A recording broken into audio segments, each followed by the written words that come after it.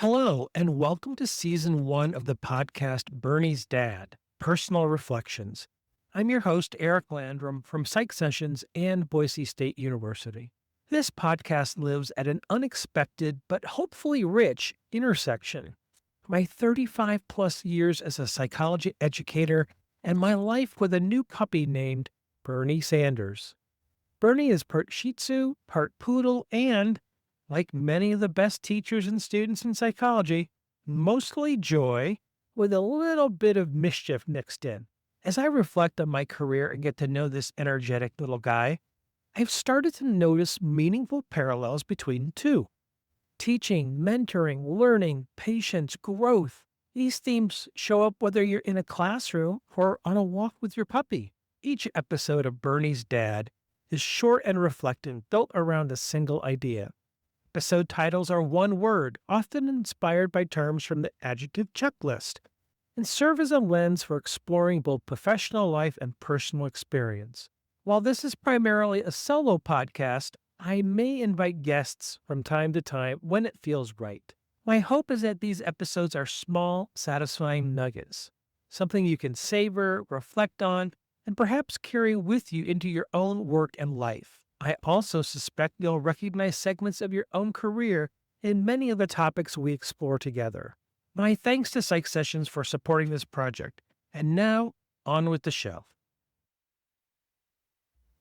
Hi, this is Eric, and this is episode 9, Independent. Welcome back to Bernie's Dad Personal Reflections. I'm Eric, and I think about the descriptor independent. I think it probably applies more to me in my career than it does to our Shih Tzu poodle mix, Bernie Sanders. At the time of I'm recording this, Bernie is just a little over a year and a half old. He'll be coming up on his second birthday in October. And honestly, this little guy, I don't know if it's part the breeding, part age, whatever, but he's not that independent as I reflect on this topic. He does have his moments of independence, but he's pretty. Um, and by the way, I use these not disparagingly, clingy or Velcro like.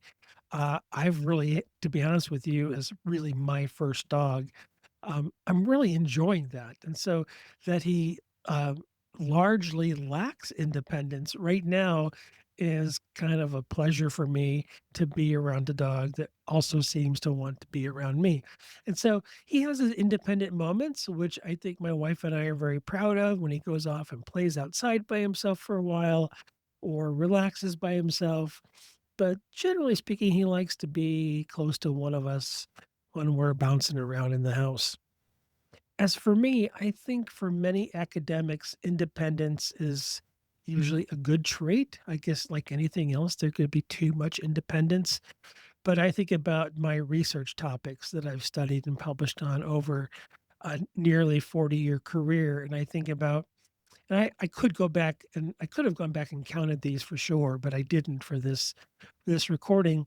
I want to say between 35 and 40% of my publications are probably single authorship, and the remainder have multiple authors. Sometimes I'm first, sometimes I'm last, sometimes I'm somewhere in the middle. And I think that independence is good because as you come out of graduate school and you're starting your career in higher ed, you do want to show your independence, that you're going to be okay without your dissertation advisor, without your graduate faculty. You're going to be that independent faculty member doing teaching, research, and service at your institution. I think that makes a lot of sense.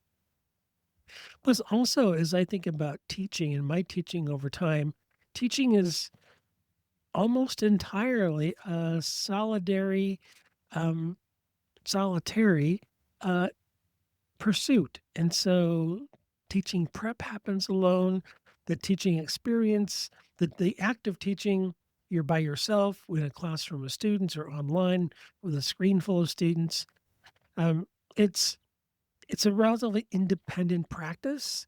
And so if you're inclined to be independent, I think that meshes well when those two modalities tend to line up. Although I will tell you that, oh, maybe 10 years ago now, I had a blast teaching something called transdisciplinary research methods, and I taught it with 5 other faculty members from 4 disciplines other than psychology, and that was a total good time. We actually spent 2 years prepping for it, and the prep was probably more fun than actually offering the course. So I think this moniker of independent, I think it serves me well as my puppy becomes more independent. I appreciate that, although I do also appreciate his dependence on me. I appreciate sharing time, and so I can see, both edges of the both ends, both edges of this topic, so to speak. And so I think independence is a good thing. And but we're social individuals. Even as researchers, there is a tendency to collaborate, which is a good thing. You know, I do tend to believe that two heads are better than one. I had a blast for, I don't know, it might have been 5, 6, 10 years with a couple of buddies writing for Psychi, with the moniker "Three Heads Are Better Than One" with Mitch Handelsman and Scott Vanderstop. And so, um, collaborations are good. A mix of independence and dependence probably is ideal for most academics. As always, thanks for listening. Inspired by teaching, guided by Bernie. Keep learning, keep growing, and take care. I'll see you next time.